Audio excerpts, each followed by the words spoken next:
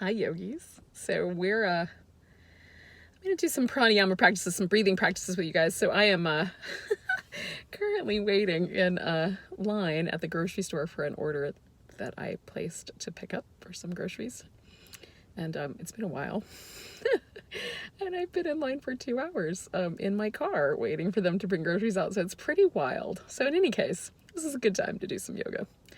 So there's a lot of different kinds of breath practices that you can do to kind of calm yourself down or cool yourself down in the event that you're in a position where you have been unexpectedly delayed in your life.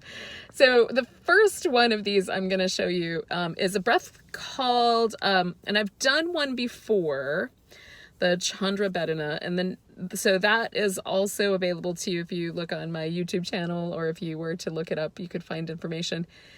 And that is a kind of variation on the alternate nostril breathing. So what I'm going to show you today is a breath practice called Sitali breath.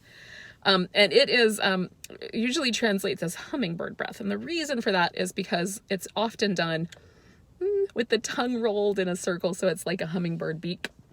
Now, not everyone can do that. There's a genetic situation that happens with tongues, and some tongues don't roll and some tongues do. So I'm going to show you an alternative in just a moment.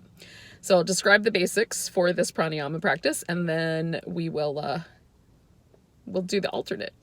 So the inhale is going to happen across the tongue. Okay, so you're going to stick your tongue into a little circle, and you're going to inhale through that little circle. And then you're going to close your mouth, put your tongue back in so you can wet the tongue, and you'll exhale through your nose. So it's an inhale and an exhale. Inhale.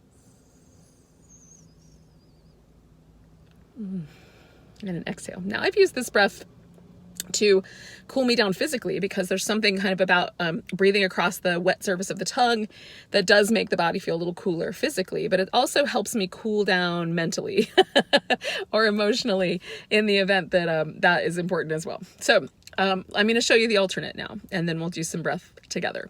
So the alternate, in the event you can't roll your tongue, is to put the tip of your tongue right up against your teeth, and with your teeth closed but kind of resting on each other, you're going to breathe across the surface of your tongue, inhaling. Close your mouth, wet your tongue, exhale through your nose. So it's exactly the same thing, except you're now going to just breathe across the flat surface of your tongue instead of through the curved surface of the tongue. Okay, so whichever one you can do, you're going to adjust the tongue.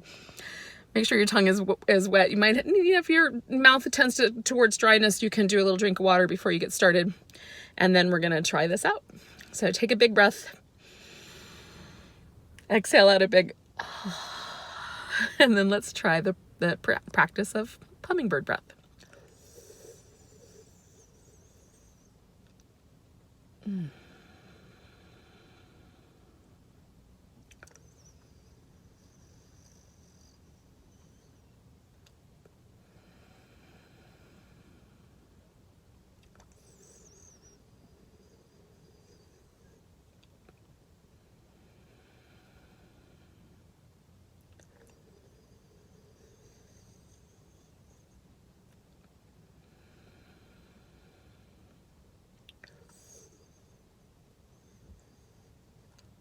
Let's do one more round.